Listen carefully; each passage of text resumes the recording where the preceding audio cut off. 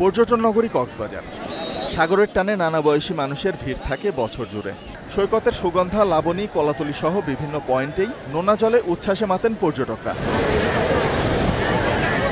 চলতি মাস থেকে শুরু হয়েছে পর্যটনের মৌসুম। তবে দেশের রাজনৈতিক অস্থির পরিস্থিতিতে সহিংসতার আতঙ্কে পর্যটকরা, যার প্রভাব পড়েছে কক্সবাজারের পর্যটন খাতে। এখানে মানুষ আসে শুধু উৎসব করার জন্য। এখানে যদি আপনার কোনো ধরনের নাশকতা সৃষ্টি হয় বা কোনো ধরনের ককটেল বিস্ফোরিত হইলো বা কোনো ধরনের আপনার আইন শৃঙ্খলা অবনতি হইলো, তাহলে এখানে পর্যটক আসা প্রায় বন্ধ হয়ে যাবে, মানুষ আতঙ্কিত হয়ে যাবে। দেশের এই পরিবেশটা যে অনিশ্চয়তার দিকে যাচ্ছে, এটা একটা দরকার যে খুব তাড়াতাড়ি একটা সলিউশন দরকার। রাজনৈতিক অস্থিরতা যেটা কাজ করতেছে, এই ক্ষেত্রে আমরা বাঙালিরা আসলে খুব ঝামেলার মধ্যে পড়ে যাই।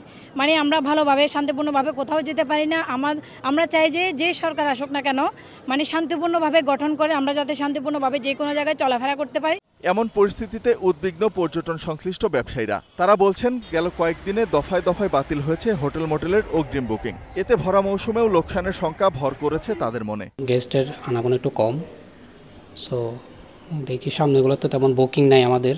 আপনার ফ্যামিলি নিয়ে আসবেন, ঘুরে যাবেন, এটা আপনি নিজেও চাবেন, কিন্তু যখন দেখবেন যে আপনার জীবনে কোনো নিরাপত্তা নাই, তখন আপনি কেন আসবেন কক্সবাজারে? আমরা যারা ব্যবসায়ী এবং স্থানীয় লোকজন প্রত্যক্ষ এবং পরোক্ষভাবে আমরা কিন্তু পর্যটনের উপর নির্ভরশীল। রাজনৈতিক পরিস্থিতি এবং বিভিন্ন অস্থিতিশীলতার কারণে আমাদের পর্যটন ব্যবসার বিরূপ প্রভাব পড়ছে বলে আমরা মনে করছি। এভাবে যদি চলতে থাকতে তাহলে আমাদের এই সেক্টরটা মুক্ত করে পড়বে। পাশাপাশি আমরা যারা ব্যবসায়ী আছি তারা বিশাল অঙ্কের একটা ক্ষতিগ্রস্ত হব।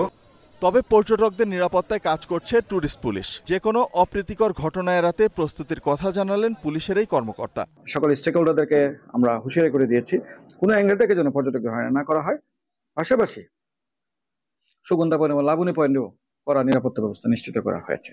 কোনো অ্যাঙ্গেল থেকে কোনো ধরনের দুষ্টামি এবং হয়রানি পর্যটকদের করলে অভিযোগ পাওয়ার সাথে সাথে টুরিস্ট পুলিশ কঠোর ব্যবস্থা নেবে তাদের। নভেম্বর থেকে ফেব্রুয়ারি পর্যন্ত সবচেয়ে বেশি দর্শনার্থী যান কক্সবাজারে। Desk report, star news.